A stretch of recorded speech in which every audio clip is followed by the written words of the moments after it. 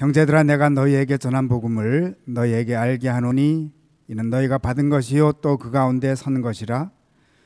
너희가 만일 내가 전한 그 말을 굳게 지키고 헛되이 믿지 아니하였으면 그로 말미암아 구원을 받으리라.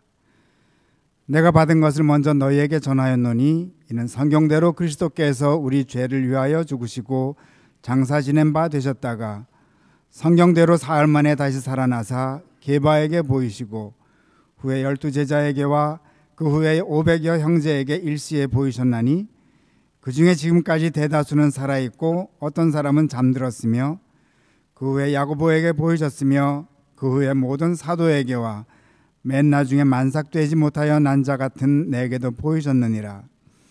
나는 사도 중에 가장 작은 자라. 나는 하나님의 교회를 박해하였으므로 사도라 칭함받기를 감당하지 못할 자니라. 그러나 내가 나 된 것은 하나님의 은혜로 된 것이니 내게 주신 그의 은혜가 헛되지 아니하여 내가 모든 사도보다 더 많이 수고하였으나 내가 한 것이 아니요 오직 나와 함께 하신 하나님의 은혜로라. 그러므로 나나 그들이나 이같이 전파하며 너희도 이같이 믿었느니라. 아멘.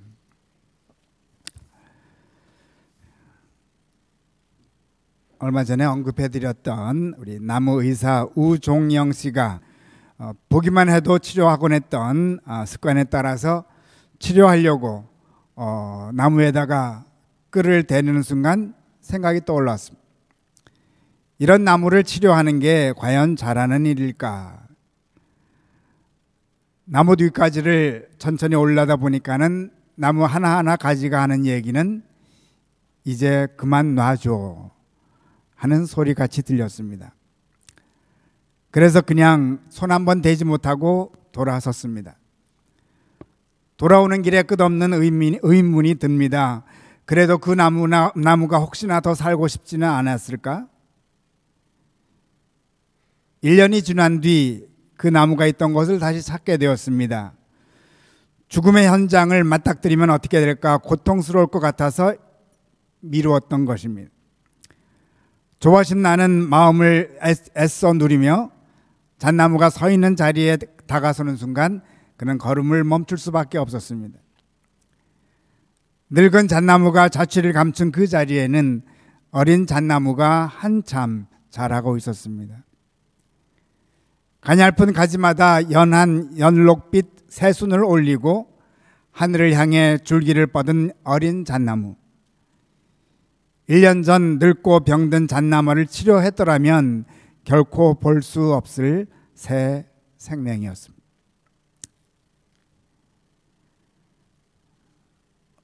오늘 부활주일 예배를 드립니다. 이 아침에 누가 제일 기뻐하실까요? 하나님이실 줄 압니다. 이틀 전만 해도 십자가에서 피를 흘리시면서 아파하시는 당신의 아들을 하늘에서 그냥 보고 계실 수밖에 없으셨습니다. 구해내실까 생각도 들으셨을지도 모릅니다. 그러나 그대로 버려두셨습니다. 그 결과 3일 만에 부활하신 당신의 아들의 멋진 모습을 보실 수 있게 되었습니다. 너무도 기쁘셨을 줄로 압니다. 그런데 하나님께서는 오늘 본문 말씀을 보면 당신의 아들을 십자가에 그대로 두실 수밖에 없으셨던 것을 알 수 있습니다. 3절 4절 말씀. 내가 받은 것을 먼저 너희에게 전하노니 이는 성경대로 그리스도께서 우리 죄를 위하여 죽으시고 장사 지낸 바 되셨다가 성경대로 사흘 만에 다시 살아나사. 사도 바울은 눈에 띄게 성경대로라는 표현을 2번씩이나 합니다. 성경대로 그리스도께서 우리 죄를 위하여 죽으시고 성경대로 사흘 만에 다시 살아나사. 사도 바울은 지금 구약을 한마디로 요약합니다. 주제가 2가지인데 하나는 죽음, 또 하나는 부활. 메시아의 죽음과 부활의 이야기가 예언되는 것이 구약이라는 것입니다. 이미 오래전부터 하나님께서는 메시아의 죽음과 부활의 이야기를 성경에 기록해 놓으셨던 것입니다. 그러기에 하나님께서는 주님의 죽음을 그냥 지켜보실 수밖에 없으셨습니다. 그리고 이것이 바로 복음이라고 사도 바울은 역설합니다. 복음은 메시아의 죽음과 부활 이야기라는 거예요. 그러나 자세히 살펴보면 사도 바울은 오늘 본문을 통해 새로운 각도에서 복음을 정의합니다. 3절 4절로 복음의 정의를 내린 것이 아닙니다. 복음의 정의는 계속 이어지는데 어떻게 이어지나 3절 이하 말씀을 계속 살펴보겠습니다. 3절부터 이는 성경대로 그리스도께서 우리 죄를 위하여 죽으시고 장사 지난 바 되셨다가 성경대로 사흘 만에 다시 살아나사, 그리고 계속 이어지죠. 게바에게 보이시고 후에 12 제자에게와 그 후에 500여 형제에게 일시에 보이셨나니 그 중에 지금까지 대다수는 살아있고 어떤 사람은 잠들었으며 그 후에 야고보에게 보이셨으며 그 후에 모든 사도에게와 맨 나중에 만삭되지 못하여 난 자 같은 내게도 보이셨느니라. 그 문장이 8절까지 가야지만 끝이 납니다. 그런데 눈에 띄게 많이 나오는 단어가 있습니다. 보이셨느니라 4번 나옵니다.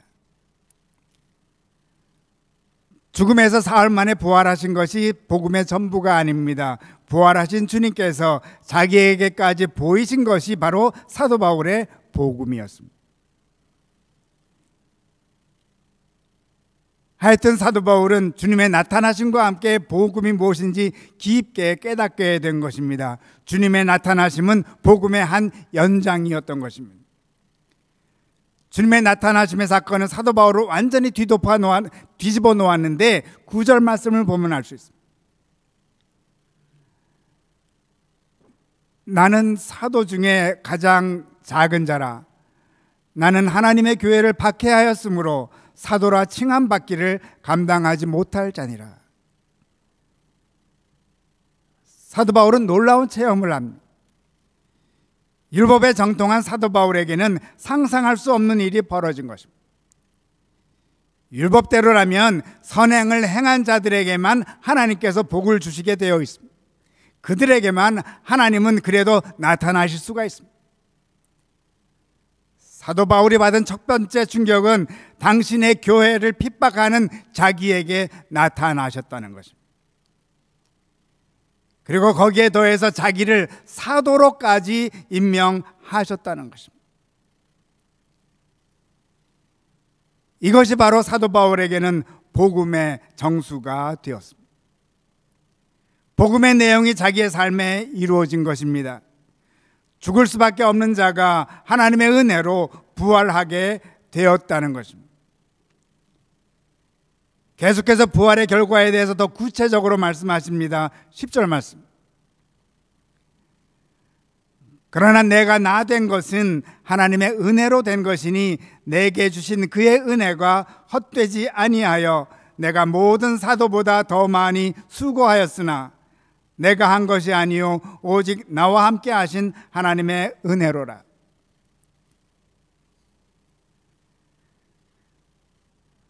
사도 바울은 내가 나 된 것은 이라는 표현을 하고 있습니다. 아무나 이런 말을 사용할 수가 없습니다. 자기는 아주 독특한 인물이 되었다고 자랑하고 있습니다.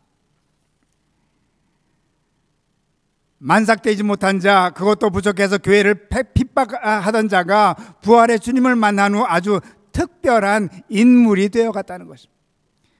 세상에 하나밖에 없는 존재가 되어갔다는 것입니다. 두 분 사이에 아주 특별한 만남이 있었음에 틀림이 없습니다. 어떤 일이 벌어졌길래 사도 바울은 이제는 오고 가는 세대를 위한 놀라운 대표적인 복음의 사건의 중심 인물이 되었을까 궁금합니다. 그러나 성경에는 기록이 자세히 되어 있지는 않습니다. 부활하신 주님과 죽을 죄를 지은 두 분 사이에 특별한 대화, 저는 한번 이렇게 상상해 보았습니다. 나를 디딛고 일어서라. 주님, 제가 어떻게 감히 주님을 밟습니까? 나는 너희를 섬기러 왔다. 너희들의 죄를 위해 이미 죽었다. 너희가 아무리 밟아도 더 이상 아프지 않다. 너희의 죄로 나를 마음 놓고 밟아라. 그리고 나를 디딛고 일어서라.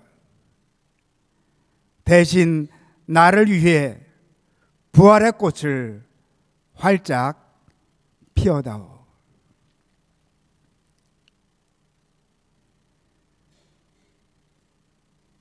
사도 바울뿐 아닙니다. 12제자도 주님을 버리고 다 달아났으니 주님을 배웠을 때 얼마나 부끄러웠겠습니까? 절망 중에 있는 12제자를 향해서도 말씀하셨을 것입니다. 나를 디딛고 일어서라. 500여 형제들에게도, 그리고 오늘은 우리들 한 사람 한 사람에게 나타나셔서 말씀하십니다. 나를 디딛고 일어서라.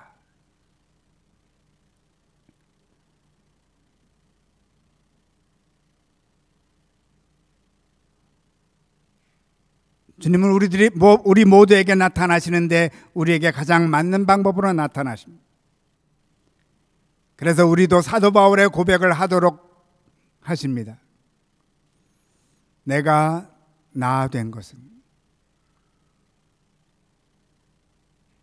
사도 바울의 이 표현은 요즘 말로, 아니 영어로 바꾸면 이렇게 바꾸고 싶습니다. I am uniquely beloved. 나는 독특하게 사랑스럽습니다. 이 표현은 제가 만든 것이 아니고 존 바니어라는 방주 공동체, 장애인들을 위한 공동체를 만들어서 세계적으로 큰 공헌을 하신 분이 계십니다. 이분이 장애인들과 오래 산 후에 모든 크리스천들의 모습을 이렇게 규정합니다. Every Christian is uniquely beloved.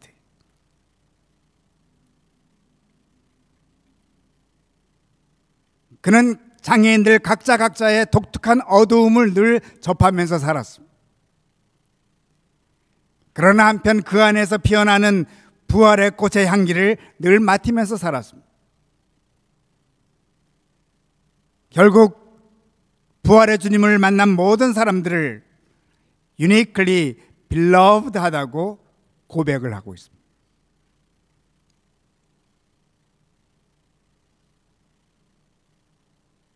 오늘 강단을 백합화와 튤립으로 장식이 되어 있죠. 튤립은 매번 다르게 꽃이 핀다고 합니다.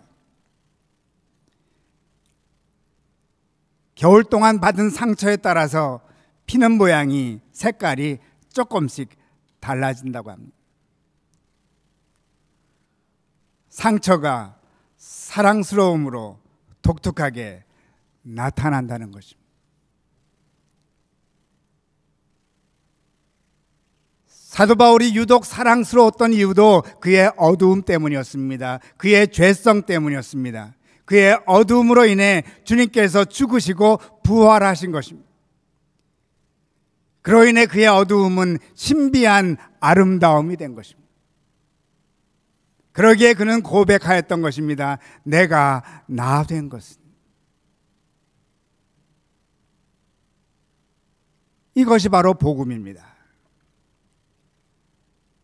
복음의 시작은 주님께서 죽으셨고 부활하셨습니다. 모든 사람들에게 나타나셨습니다. 나타나시되 그냥 나타나시냐? 우리들의 죄성을 도리어 아름다운 꽃으로 변화시키면서 나타나십니다. 그러기에 우리 모두는 uniquely beloved.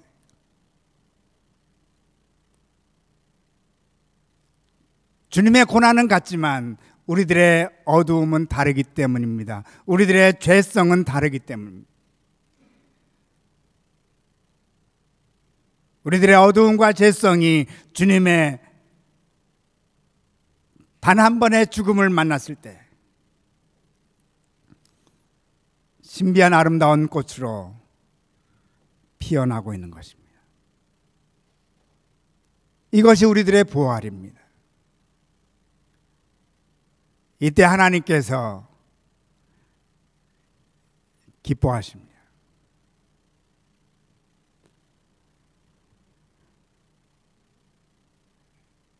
교회 여러분, 주님은 우리에게 이미 나타나셨습니다.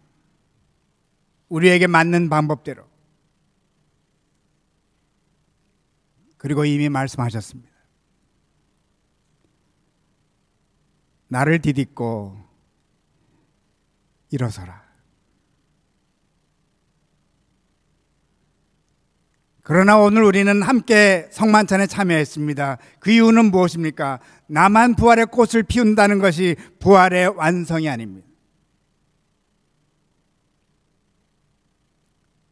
내가 부활의 아름다운 꽃을 피는 것처럼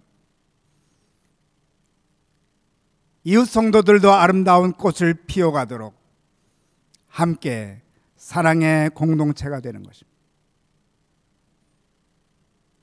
우리는 서로의 특유의 꽃을 피우도록 도와주는 것입니다. 그래서 우리는 서로에게도 이런 말을 해야 합니다.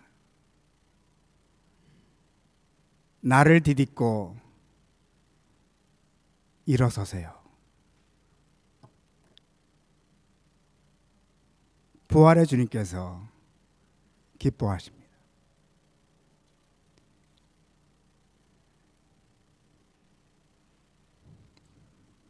말씀을 거둡니다. 얼마 전 어느 분으로부터 아래와 같은 글을 한번 받아봤습니다. 제목은 좋아하는 것과 사랑하는 것의 차이. 좋아하는 것과 사랑하는 것의 차이. 지구가 멸망해서 탈출하는 우주선이 있다면 좋아하는 사람은 내 옆자리에 태우고 싶은데 사랑하는 사람은 내 자리를 주고 싶어지는 것이다. 좋아하는 것은 감정의 흔들림이지만 사랑하는 것은 영혼의 떨림이라 합니다. 좋아해. 그 사람이 나 없으면 힘들기 바라는 것이고, 사랑해. 그 사람이 나 없어도 행복하길 바라는 것입니다.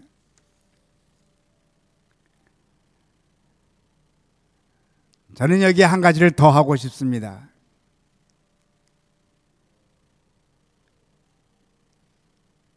좋아하는 사람은 함께 일어서자고 합니다. 사랑하는 사람은 자기를 디딛고 일어서라고 합니다.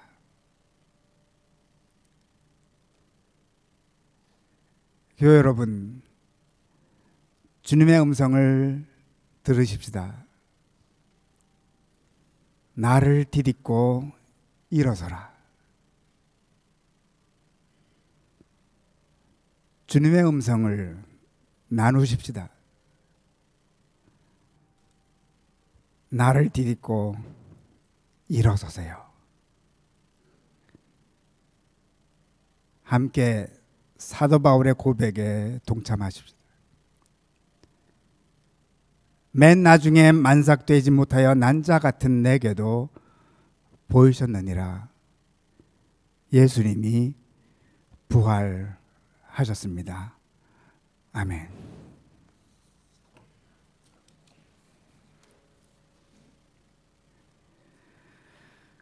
부활의 주님, 이 시간에 우리를 찾아오시옴을 감사드립니다. 우리의 죄로 인하여 당했던 그 깊은 상처를 안고 우리를 찾아오시고 우리를 사랑한다 말씀하시며 나를 디딛고 일어서라 말씀해 주심을 믿고 감사드립니다. 주님, 저희도 정말 부활의 꽃을 마음껏 피어가길 원합니다. 주님, 서로가 서로를 위로함을 통하여 저희 교회가 부활의 꽃의 아름다운 정원이 되게 축복하여 주시옵소서. 예수 그리스도 이름 받들고 기도드리옵나이다. 아멘.